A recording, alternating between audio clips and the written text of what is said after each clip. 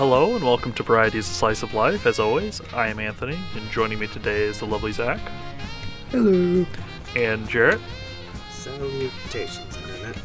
We are a bi-monthly podcast. If this is your first time joining us, we post on the 1st and 15th of every month, always talking about a specific anime or a broad subject. Today is a kind of special episode because it is New Year's, and we wanted to talk about Shelter, the short anime special made by a man named Robinson Porter. Porter It's Robinson. Porter Robinson. It's the song is a joint collaboration of Porter Robinson and Madian, while the animation is created by A1 Pictures. Mm-hmm. And I think it was on Crunchyroll or like sponsored by them or some shit. Yeah, A1 Pictures is a really big production company. I can't remember what they made on the top of their head, but they made like a bunch of stuff. I think they made Sword Art for one of the things. Yeah, I say A1 sounds familiar. I think Sword Art was definitely one of them. But we just all watched this. It's New Year's Day. I'm gonna have to bust out some fucking editing shit for tomorrow. New Year's Eve, I guess, is today. Yeah, so it's New Year's Eve today, and then by the time you're gonna hear this, it's New Year's Day or possibly after. But so yeah, short episode for a short thing, and hey, we're excited. So yeah, as you were saying, we just watched this. It was my first time watching this, and oh boy, I was not quite expecting that. Yeah, I remember when I think Zach just put in a song that was like a remix of Shelter, because there's a lot of remixes out there because of Sylva Gunner. And does Triple Q do any of them, or I don't remember. But it's not neither of them that do the one channel that has like 50 of them. But yeah, so he put in that song. I was like, oh, it's kind of good. He's like, oh yeah, it's from Shelter. I was like, oh, what's that? And he's like, oh, you don't know? And you didn't know? And then I went through the experience that is Shelter, and then me and Zach dragged Jarrett through it. So I'm the fresh Shelter baby. So yeah, somebody want to give a brief synopsis of it? I mean, do you want to, Jarrett? Or? Probably not me, because I'm still processing a lot of it. All right. Yeah. I mean, they have a synopsis like in the description of the thing, but like basically it's a 17-year-old girl named Rin lives in a simulated world where she can create anything using a tablet, and she like constantly like she starts to experience like the past that she's forgotten. Yeah. As like the world starts to create itself around her. And it's a really beautiful music video, because it's a music video more than anything. And it's a really good song. If you haven't watched it, go fucking watch it. It's 6 minutes long, for fuck's sake. Yeah, it's like a little bit of talking before and after, and then it's just like the whole middle bits of music video for two really good music artists. Like, I love Porter Robinson and Madian. Like that. I know I've known about Madian for a long time, but Shelter is how I got exposed to Porter Robinson. Like, Madian made Pop Culture and City, which I love those songs, and Porter Robinson made Into the World, which is also a really, really sad song. Like, I'll put a bunch of the songs in the description so people can experience the feels. But yeah, like Shelter was really good. There's a lot to unpack in just those 6 minutes, like the fact that the fucking world ended. Yeah, the Legend of Zelda-esque moon. I mean, giant thing crashing into. Was it the moon, wasn't the or moon. whatever No, fucking planet or something crashing into it, or was like that? It was just a big I think it was rock. another planet. But yeah, like Tokyo's in shambles and shit, and fucking. It seems really happy up until the point where it's like the memories start playing back, and then you just get like this looming suspicion that something's off. To be fair, the first part where she's at the swing, like that first flashback, I was like, oh, this does not look good at all. But it ended up being better than I imagined it was going to be. I was like, oh, this is... My first thought was like, oh man, are we in like the memories of a dead girl? I'm like, oh. And she was like horribly murdered. I mean, too much Danganronpa and other things That would have going on. Yeah, well, yeah. I noticed when Jed says like when we were watching it together, Jed like reaction to when Rin's dad is first shown. I like I could tell that he had a very different suspicion of like I think it's like the first time you see Rin's dad, it looks somewhat suspect. Yeah. Yeah. That's the timeline of the scene. I have it running while we're doing this, and I can remember scenes. I have no audio, but I have the scenes going. Fair enough. Oh god, the animation's really pretty, and I love like a bunch of the shots, like when it changes, like when she's walking through like the dark forest, and it's like black and white and red. I was just gonna bring that up. Yeah, it's at like 3:17 or something like that. Oh, it's really There's good. just something that bar is just very clean, and like it's very Sin City-esque. Mm-hmm. You know, I like the black and white with the only accent ever being like a red that shows up. It's very artistic. The only thing is, I'm kind of sad they didn't like. They used a lot of color, but they didn't use dark colors that much, except for like when they were in the real world. But even then, it was still pretty bright. Yeah. But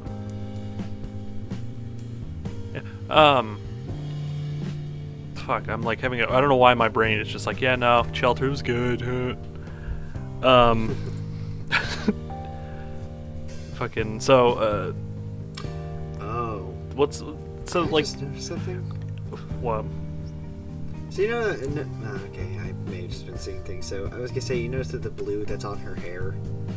I was trying to figure out if those were like correspondent to the bits that are in her. I don't think they are, because I see some other ones that don't line up. But Interesting theory, but the teddy bear thing always makes me so sad. Like when she's opening that teddy bear for her birthday, I'm like, oh.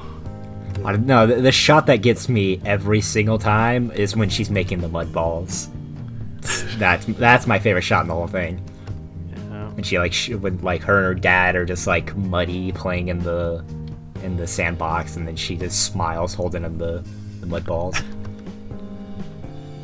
Oh god. They use sound really well in fucking Shelter, where it's like the music goes so well, and it's like it keeps repeating itself, yeah, but then like that's kind of the point of it. Like the whole thing is her life is the same thing every single day now, and it's a beautiful repetition of like, there's nothing I can do, I'm kind of stuck here, but I'm gonna keep going for you. It's like, oh Yeah. Oh, yeah. Can I talk about the lyrics? Just like I've never talked to anybody about how much I love the lyrics of Shelter. Like Shelter's like one of those things I'll think about Shelter, and then I'll walk around my room just gushing about how much I love the lyrics to the song. Right. yeah, go ahead. Yeah, because like there's the hook, which is just like it's just like random noises and saying like I wonder, but the parts that are sung by Madian are like really good because they're like from the perspective of it very very much seems like it's from the perspective of the dad singing to like a passed away mother. Yeah. Now that you mentioned that, yeah. Yeah. So like, okay, so here's the chorus, and it's a long way forward. So trust in me, I'll give them shelter like you've done for me, and I know I'm not alone. You'll be watching over us until you're gone. Oof. Yeah. I kind of think it's a little fucked up that the dad just jettisons the daughter to space. Like, again, he's like trying to save the planet and stuff, but that's kind of fucked up. She's really lonely. Well, this... I get like kind of like the story, like he wants to save her, so he just kind of forgets about himself. Yeah. Which, yeah, father sacrificing himself for his children is a very noble thing, but still sad. It's a morally gray area, I guess. can't really. Both ways can be looked down upon in some way, shape, or form. But I love how her tablet is just kind of like her interface. Like it very obviously isn't like the thing that's creating everything. It's more so like she thinks she's drawing this, and that's just kind of the way she places things easier. Because I mean, like, it's just like scribbles, and it's like, oh, a beautiful tree, or like these beautiful roaring mountains, and all this other stuff. But I wonder if she has like god abilities in this world. Like, what is the extent of her power? Like, does she have to have the tablet in front of her to do things, or is that just a thing she set up for herself? And then I wonder how much of this is like her dad's programming. Like, did he make it so that she could do all this stuff, or was this just her mind wandering and it eventually became this? Be kind of, I don't know. It'd be kind of fucked up. It'd be cool, but it'd be fucked up if he made like an AI or some kind of friend programming, just somebody to be there for her, for fuck's sake. Yeah, I'm surprised he didn't do something like that. Like, he was able to create this whole thing, but he wasn't able to, like, at least give her some sort of companionship in this. Yeah. Even if it was just, like, I don't know, like a model of him that doesn't do a whole lot, but it, like, I don't know, responds or something, that'd be different. But so the fact that she's completely alone is just so sad to me. Like, the shot of her just in space alone is just fucking like so sad and like terrifying to me, because that's like one of my biggest fears, is just being stranded in the middle of nowhere like that. She still has the teddy bear. Yeah. I wonder how far she's gotten from Earth. And then there's even the beginning where, like, the literal beginning of it is like, as she's talking over, it's just her in just, you know, sinking in the ocean as she starts to rise up, and then and then whatever her reality starts kicking in. And I like the symbolism in that. It's, and I really like how her room is modeled after her room that she had in real life. Yeah. Like, the bed is huge and the pillows are huge, because when she was a child, that's what they look like.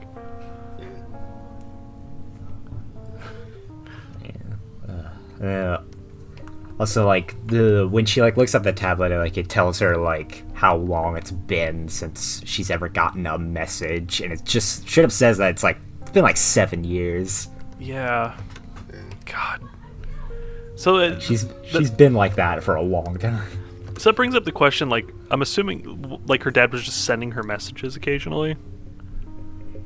I wonder if it's like he died, or if it's just like she's out of range now. I'm assuming he's dead now, but like I wonder which happened first. I mean, I assume that she never got any messages in the first place. It's just that's how long she's been in the simulation. That'd be really fucked up. She got no messages. Okay, I'm looking at the lyrics again. I also like this the second verse where it's when I'm older, I'll be silent beside you. I know words won't be enough, and they won't need to know our names or our faces, but they will carry on for us. Yeah, so like, yeah, essentially like just, you know, like your children will carry on the legacy of like your family without even really knowing it. Is in a way kind of also how the music video works. Yeah, I mean, she's being essentially symbolized as the last, you know, bastion of humanity, and she's, you know, that man's child, so it's like she is carrying on the legacy of humanity in a way. I do wonder what like his end goal was. Like, was he hoping she like found aliens or some shit? Or is that just where like her coffin, essentially? Either way, not great, but, you know. No. It's kind of a gamble, keeping his daughter alive in space for like a decade. A gamble that maybe she'll find something. Yeah, it's like the end of a Soma when they just launch the AIs into space, and who knows what's gonna happen now? You know.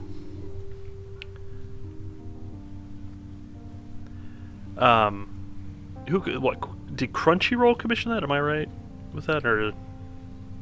I think they like produced it. Okay. It's a really good. It kind of came out of nowhere, if I'm not wrong. Either like they didn't really, because I haven't really seen a whole lot of things like that where it's just like a short little anime bit. And it's definitely a rare thing, and just I mean, like I said, it's just a fun collaboration between two really good music artists. Mm. Yeah. And he said he has more work, where he uses like some Vocaloids and stuff too, which is like choice. If you like a really good song is Porter Robinson's "End of the World," where like the only lyrics are like a Vocaloid saying like it's the end of the world, but don't be sad about it. And like it is just like a ridiculously like sad song for like how simple it is. Yeah, that sounds pretty sad actually. And then Madigan just makes some bumping beats like City. Like I never get tired of City and Pop Culture, which was just like a mashup of a bunch of different songs, which is, I also really like. Is it a lot of Maddie and Porter Robinson's stuff have been in like FIFA games. Like a Shelter was in a FIFA game. Really? Yeah, I know City was. I know City was in a FIFA game and Shelter was in a FIFA game. Out of all franchises, that is the last one I was expecting to have fucking Shelter in it. Yeah, it's kind of weird. Yeah. Well, there you go, FIFA fans. If you like Shelter, there you go. You now know its origins. Oh boy. Yeah, you just want to play soccer while listening to a guy, like a dad singing, singing about his family legacy or whatever. Oh, I really want to launch my daughter into space. All right, I'm gonna score this goal. But yeah, Shelter's great. Go check it out. Guess we could do a bit of a state of the podcast address. Yeah, I guess we should probably address the slight elephant in the room with the best of. Yeah, so this was supposed to be the best of episode. Obviously, it's not. But don't worry, next episode and the episode after that are going to be best of because it's going to be a 2-part special. You're getting double the content. So A, we don't have to restrict ourselves to a ridiculous time limit, and B, I can actually get ahead of our work instead of having short 20-minute episodes like this, because that's no fun for anybody. That's right, we're uncensored now. And to our Pornhub audience and subscriber, for some fucking reason, hello. We are now censored. keep it fresh out there, homie. But like Amazon Fresh, not Subway Fresh. Never Subway Fresh. Sorry, say again. No, I was saying just be Amazon Fresh, not Subway Fresh.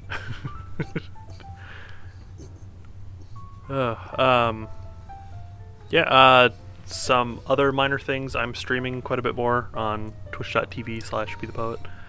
I should be more regular on every Wednesday. Just check me out. You'll see these people on here as well most of the time. Probably. And yeah, we will be more regular with specific episodes and some more specials, because I enjoy a lot of the special ones that they're just little short tidbits. And yeah, if you have any recommendations or want to talk to us or get in contact with us, there's like a myriad of ways to do it. Reddit, Twitch, Twitter, YouTube. Just say something. I'll see it and I'll respond. So. Hey. I know we're talking about like the podcast stuff, but can I just read this bit real fast, which was from an interview with Porter Robinson where he explains the song? Oh yeah, absolutely. Yeah, it says, "This song is basically about the love we feel from our parents and almost this existential meaning and significance that humans can gain from passing themselves on through their children." Ooh. Ooh. My dude, why you gotta put so much feels in a song? I was like, I haven't heard any. I've only heard the 2 Porter Robinson songs, but now I'm curious if that's just Porter Robinson's specialty. It's just like sad existential crisis. Fucking same. What is this? Near? All right, well, I think we're gonna end it for there. So sorry for the short episode, but it's 2020, new year, new me. Look forward to a very, very, very One long of us podcast. was sick. Hey, listen, it's not my fault I got the shadow flu, alright? Shadow Realm flu. This fucking enemy stand users sabotaging this podcast. But yeah, we have a lot of good stuff coming up, and hopefully with this double episode coming up, we should be able to just start pumping shit out. High quality, good effort, and just trying our best. That's right. All variety, all slice of life, all the time. Same. Unhindered, unrestricted, uncensored. Same Spice show, same Spice channel. Alright. Alright, thank you for joining us. You can find links to everything in the link dump, along with our Twitters and other social medias. If you have not seen Shelter for some fucking reason, go watch it. It's down in the it's the first link in the description, people. As always, we post twice a month and occasionally have special episodes. Be sure to stick around. Next week, be sure to join us, for we will be talking about our favorite animes. That'll be part 1 of our favorite animes. Probably 4 of the 6 topics or whatever. I don't know. 9 topics, I think. Yeah, 9 topics. 9? So yeah, see you then. Bye. Bye, Internet. Happy 2020. Bet on it.